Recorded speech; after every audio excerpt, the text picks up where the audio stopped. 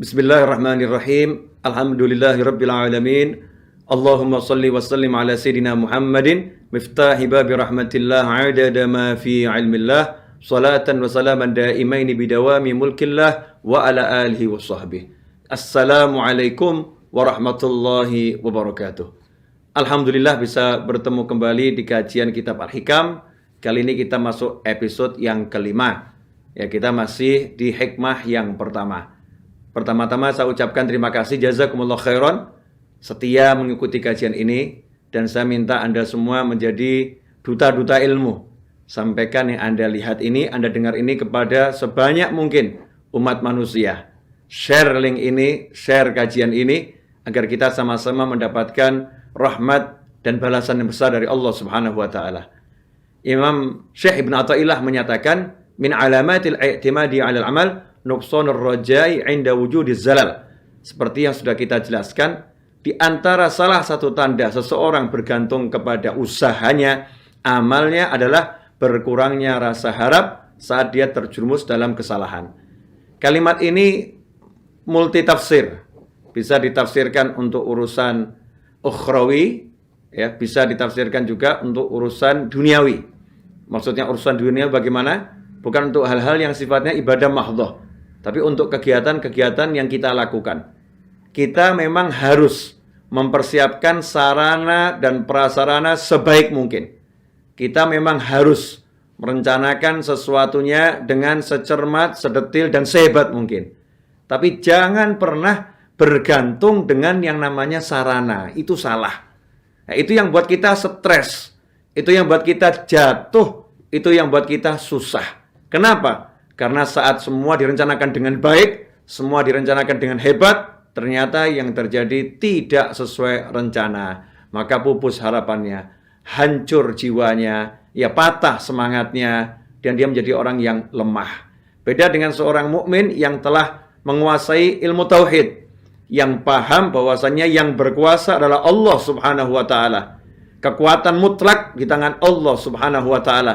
Manusia hanya dititipin oleh Allah, dipinjamin oleh Allah. Semua perencanaan adalah upaya kita untuk mewujudkan cita-cita. Tapi cita-cita itu tidak akan terwujud tanpa restu Allah Subhanahu wa taala. Makanya seorang mukmin di langkah awal dia sudah meyakini bahwasannya saya tidak bisa apa-apa, saya tidak mampu apa-apa, tugas saya hanya menyiapkan sarana dan prasarana, menyiapkan kendaraan, ya, menyiapkan tunggangan. Setelah semua disiapkan dengan bagus, dari awal hatinya sudah yakin, ini nggak bisa menghasilkan apa-apa. Sarana ini tidak bisa berbuat apa-apa. Yang bisa hanyalah Allah Subhanahu wa ta'ala. Nah, ciri-ciri orang yang sudah betul-betul tawakal, menggantungkan semuanya pada Allah Ta'ala, pasrah kepada kekuatan, kekuasaan Allah Ta'ala, ciri-cirinya adalah kalau dia mengalami kegagalan, maka dia tidak pernah berputus asa. Dan dalam kamusnya tidak ada kata gagal. Orang gagal adalah orang yang berhenti berjuang. Orang yang gagal adalah orang yang bersandar pada asbab, kepada sarana. Tapi orang yang bersandar pada Allah tidak pernah gagal. Kalau sarananya belum bisa mewujudkan, maka dia akan terus mencari dan mencari, berbuat dan berbuat sampai tujuannya tercapai. Karena yang dia jadikan kendaraan bukanlah sarana-sarana, tapi dia berpegang pada kuasa ilahi, kepada kekuatan Allah Subhanahu wa ta'ala. Dan itulah yang diajarkan Nabi Muhammad SAW saat perang Badar. Menurut jumlah pasukan, kekuatan, ya, umat Islam saat itu sangat sedikit. Hanya sepertiga dari musuh-musuhnya yang membenci, yang memusuhi, yang memerangi. Persenjataannya sangat minim, kendaraannya sangat minim.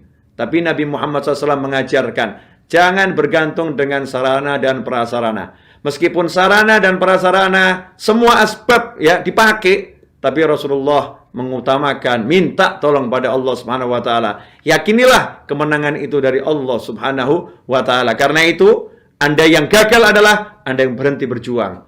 Anda yang berhasil adalah dia yang menurut hitung-hitungan, menurut kenyataan, gagal dan gagal dan gagal, tapi tetap tersenyum, menatap tujuan, dan berjuang tanpa kenal lelah, tanpa kenal menyerah. Karena dia tahu Tuhannya adalah Allah Ta'ala.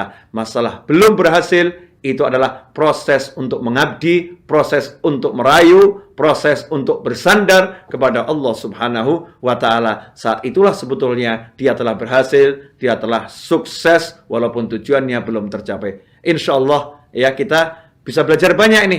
Ya, kalau udah begini jiwanya nggak mungkin akan putus asa.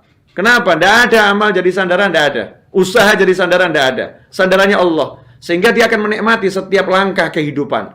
Dia akan menjadi orang yang kuat luar biasa. Orang yang kokoh. Kenapa? Sandarannya Allah. Kalau kamu bersandar dengan tembok, tembok bisa roboh.